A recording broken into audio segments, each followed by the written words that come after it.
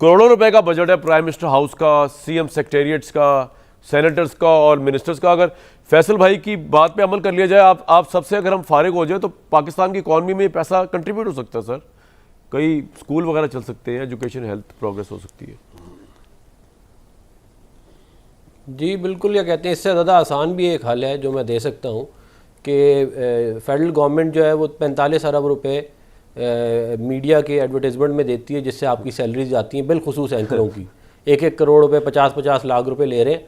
उनसे सबसे पहले मेरा ख्याल है ये बजट अच्छा, ये आपकी हुकूमत नहीं होगी पैसे कटौती तो हमें एड्स में नहीं आएंगे। बजाय इसके कहते हैं किसी और पेट पे लात मार के आपको मशवरा दे रहे हैं। मेरी गुजारिश सुन लेना, मेरी गुजारिश सुन लेना, मैं भी आपको एग्री कर रहा हूं, गुजारिश सुन लेना। जी जी, आपने अभी आपने फरमाया कि सियासतदानों को ज़बरदस्ती से मिटा देना चाहिए।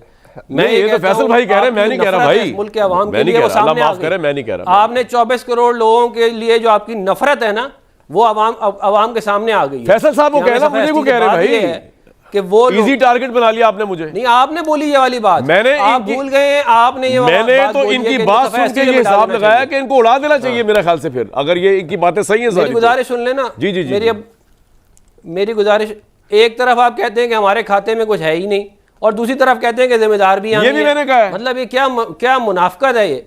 एक तरफ आपने कहा कि इनके खाते में कुछ नहीं है, दूसरी तरफ यही जिम्मेदार है भाई। ये फैसल साहब ने कहा है ना, आप जुर्रत से बात करें ना सर। मेरे पे ना जो मैंने कहा वो मैं मानूंगा, मैंने कहा। चले मेरी गुजारिश तो सुन लेना। देखिए सर, बात तो कर लेने दें, वरना फिर मैं चुप हो जाता हूँ। नहीं, आप टारगेट तो सही रखे ना। हाँ ओ यार भाईजान, मेरी गुजारिश तो अगर आप जी बताएं जवाब मिल ही जाए। मैंने फैसल भाई को भी जवाब दे दिया है। फैसल जो है वो भाइयों की तरह है। मैं बात ये है कि सीपैक जो है वो किसने बनाया था? आपने कहा ना हमारी क्रेडिबिलिटी। सीपैक $55 बिलियन की इन्वेस्टमेंट पाकिस्तान की तारीख की सबसे बड़ी इन्वेस्टमेंट है। कौन लेके आया था वो? क्या सियासतदान नहीं लेके आए थे? तो आप ये जो हमसे आप नफरत करते हैं ना, ये आप हमसे नहीं, आप इस मुल्क के 24 करोड़ लोगों से नफरत करते हैं। फैसल साहब सुन लें, ये एक्चुअल बात आप, और ये वो कॉलोनियल माइंडसेट है। मेरी गुजारिश सुन लें। जी। वो कॉलोनियल माइंडसेट है जो गोरा छोड़ के गया था, आज तक मौजूद है इस मुल्क के अंदर। बात ये है कि सवाल तो ये होना चाहिए ना कि आपने कहा कि बंगाल को तोड़ा गोरे ने 1915 में। उन्होंने इसलिए बंगाल को तोड़ा क्योंकि डिवाइड एंड रूल की स्ट्रेटेजी थी उनकी। वो चाहते थे इनको डिवाइड करें और फिर इन पे रूल करें। ये तो आपकी अप्रोच ऑल इंडिया कांग्रेस की अप्रोच है सर। हमें ये कह रहे ये तो मुसलमानों का भला हो गया था उस 1905 की पार्टीशन से। आप तो कांग्रेस की अप्रोच लेके आए बीच में। मेरी गुजारिश जी मैंने कहा साथ तारीख ठीक करता रहूं। गुजारिश तो 2 मिनट सुन लेना। जी सर, आपको पाकिस्तान ने आप तारीख अपनी खुद सही कर लीजिएगा बाद में। मेरी गुजारिश सुन लें। क्या कोई इस बात को डिनाई कर सकता है कि गोरे की ये स्ट्रेटेजी नहीं थी डिवाइड एंड रूल की? लेकिन उसका बंगाल की पार्टीशन से कोई ताल्लुक ही नहीं है जो आप फरमा रहे हैं। मेरी गुजारिश, ये कांग्रेस का पर्सपेक्टिव है जो आप दे रहे हैं। आप फिर सर मैंने पढ़ी हुई है ना, हिस्ट्री पढ़ाई हुई भी है गवर्नमेंट कॉलेज में। मैं डिवाइड एंड रूल की बात कर रहा हूं जी। मैं डिवाइड एंड रूल की बात कर रहा हूं। मैं पार्टीशन से उसको नहीं जोड़ा, आप उसको जोड़े। मैं बंगाल की पार्टीशन की बात कर रहा हूं। आपने कहा कि बाहर से लोन।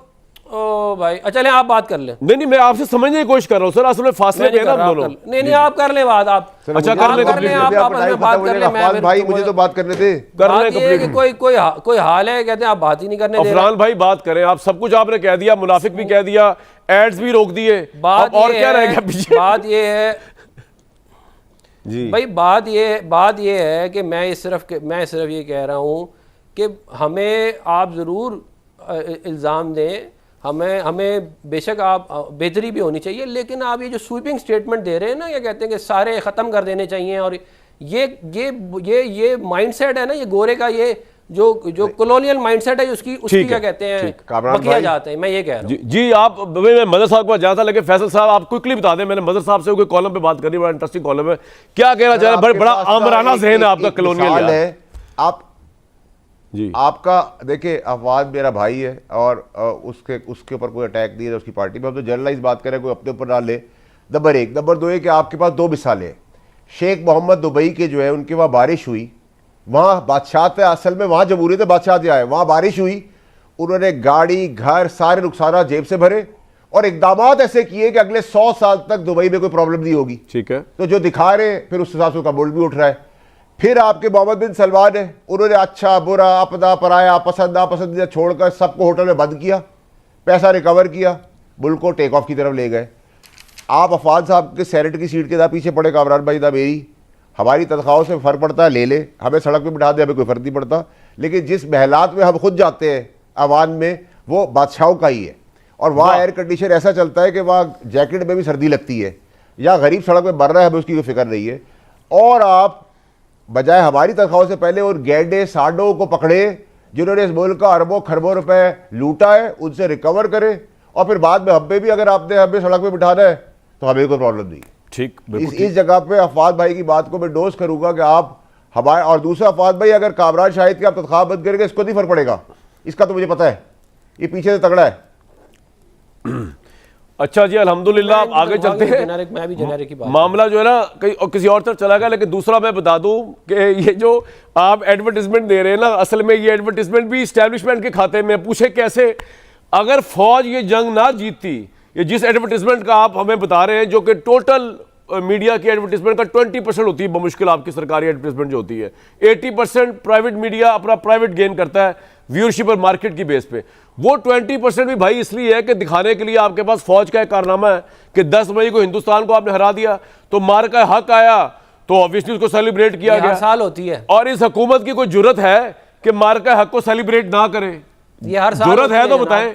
तो आप ना करेंगे तो कोई और कर देगा, वो तो करना ही है भाई, कोई ऐसी बात। मजर साहब हर साल 45 अरब रुपए देते हैं हम। भाई आप क्या देते हैं? तो हम आपको टाइम नहीं देते, आपकी तशहीर नहीं होती। 45 अरब रुपए देते हैं नहीं, तो आप थोड़ी देते हैं, असल में तो आपकी तनख्वाह हम देते हैं। 45 अरब रुपए आप गलत कह रहे हैं अफरान भाई, गलत। आपकी तनख्वाह भी हम देते हैं सर, सुन ले आप नहीं देते, आप नहीं देते, आप इसलिए आप नहीं देते, आपकी तनख्वाह मैं देता हूं, मैं जाती तौर पे आपकी तनख्वाह देता हूं इनकम टैक्स के जरिए। आई पे योर टैक्सेस, सारा सिस्टम आपका सरकार से चलता है। मैं आपको बताता हूं कैसे देता हूं। आपका चैनल बंद हो जाए, आप तो इसलिए देते हैं क्योंकि आपने आप ऐड लेने बंद कर दे चले।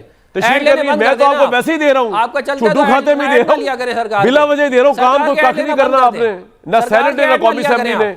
रबड़ स्टैम्प भाई, आप सरकार के ऐड ना लिया करें ना, आपकी तनख्वाह भाई सरकार जाती है। सरकार क्यों ऐड देती है? क्योंकि ऑब्वियसली सरकार इसलिए ऐड देती है कि उनकी तशहीर हो। भाई सरकार, आप तो ऐसे कह रहे हैं रिश्वत में ऐड दे देते हैं, वो चाहते हैं लोगों तक पहुंचे, हमारा एक स्ट्रक्चर है, सिस्टम है, हम लोगों तक पहुंचाते हैं। आप जो तनख्वाह ले रहे हैं हमारे टैक्स के जरिए, आप हमें रिटर्न क्या दे रहे हैं? लॉलीपॉप आपको पैसे देते हैं हम। भाई आपको अभी बताया फैसल साहब ने, आपके प्राइम मिनिस्टर खाते में है ही कुछ नहीं, आप क्या देते हैं? बताया ना मुझे क्या देते हैं? उसके ऊपर बोले सवाए आपके सेनेट का एयर कंडीशन का टैक्स हम भरते हैं, बिल आपके घर की वो हम भरते हैं किराए, उसके ऊपर भी बात करें। आपकी गाड़ी का पेट्रोल हम भरते हैं। मतलब you people are at large good for nothing and still we are paying your salary. होनी चाहिए एंकरों की।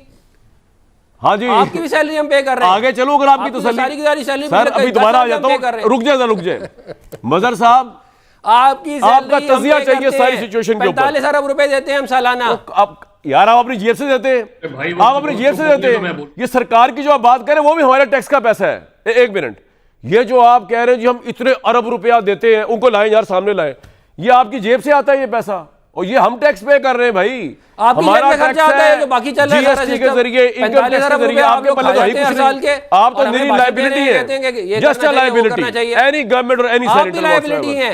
अब मैं जरा मदद साहब के पास चला जाऊं भाई।